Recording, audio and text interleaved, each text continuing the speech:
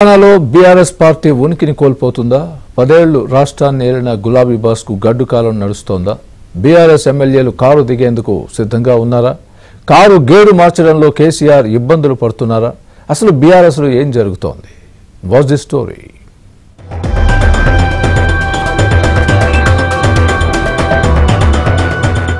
కేసీఆర్ నాయకత్వంలోని బీఆర్ఎస్ పార్టీకి మరో భారీ షాక్ తగిలింది. ఇప్పటికే పలువురు ఎమ్మెల్యేలు పార్టీని వీడగా ఇప్పుడు మరో సీనియర్ నేత కాంగ్రెస్ గూటికి చేరారు.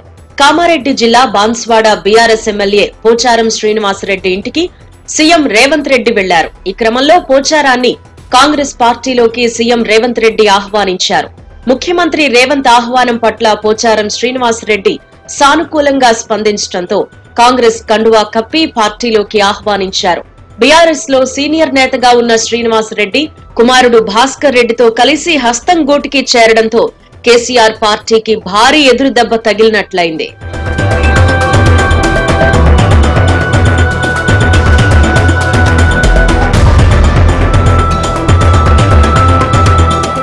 తాజాగా మాజీ మంత్రి బాన్స్వాడ బీఆర్ఎస్ ఎమ్మెల్యే పోచారం శ్రీనివాసరెడ్డి ఇంటికి వెళ్లి మరీ కలిశారు సీఎం రేవంత్. సీఎం వెంట మంత్రి పొంగులేటి శ్రీనివాసరెడ్డి కూడా ఉన్నారు. సీఎం ఆహ్వానం మేరకు పోచారం శ్రీనివాసరెడ్డి ఆయన కుమారుడు భాస్కర్ రెడ్డి కాంగ్రెస్ పార్టీలో చేరారు. వీరి చేరిక ఉమ్మడి నిజామాబాద్ జిల్లాలో పొలిటికల్ ప్రకంపనలు సృష్టిస్తోంది. ఎమ్మెల్యే పోచారం శ్రీనివాసరెడ్డి బాటలోనే బాన్స్వాడ బీఆర్ఎస్ శ్రేణులు పయనిస్తున్నాయి. ఫలితంగా త్వరలోనే బీఆర్ఎస్ శిబిరం ఖాళీ అయ్యే ఛాన్స్ ఉన్నట్లు తెలుస్తోంది.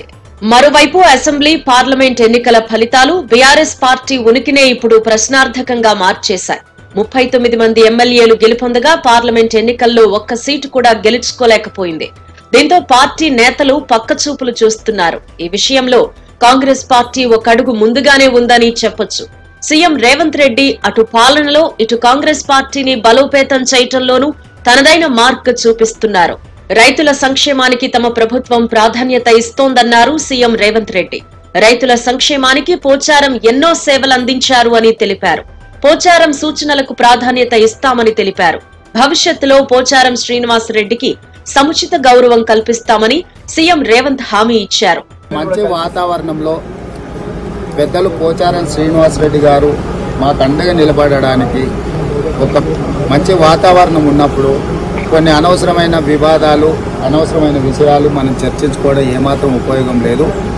ఈరోజు చాలా ప్రాధాన్యత ఉన్నది. ఎందుకంటే ఈరోజు మంత్రివర్గంలో రైతులకు సంబంధించి రుణమాఫీ విషయంలో మిగతా రైతు సంక్షేమం కోసం వ్యవసాయం దండగా కాదు, వ్యవసాయం పండుగ అని ఒక పండుగ వాతావరణంలో ఈరోజు మేము నిర్ణయాలు తీసుకోబోతున్నాం. ఆ నిర్ణయాలను దృష్టిలో పెట్టుకొని ప్రభుత్వానికి అండగా నిలబడడానికి పోచారం శ్రీనివాసరెడ్డి గారు ముందుకు వచ్చిండ్రు.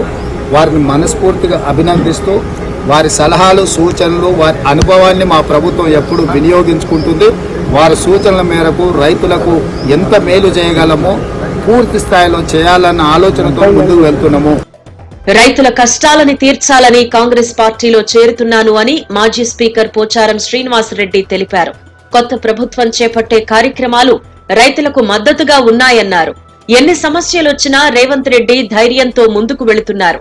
అందుకే రేవంత్ నాయకత్వాన్ని బలపరుస్తున్నాను అని చెప్పారు. నా జీవితంలో రాజకీయంగా నేను ఆశించేది ఏం లేదు. నేను ఆశించేది రైతు సంక్షేమం.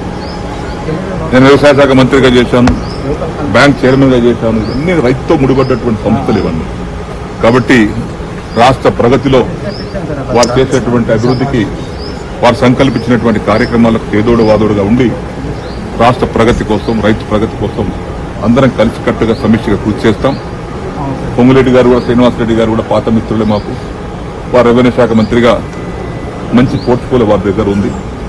వారి సహకారంతో, అందరి సహకారంతో రాష్ట్ర ప్రగతిలో అందరం పాల్గొంచుకుందాం.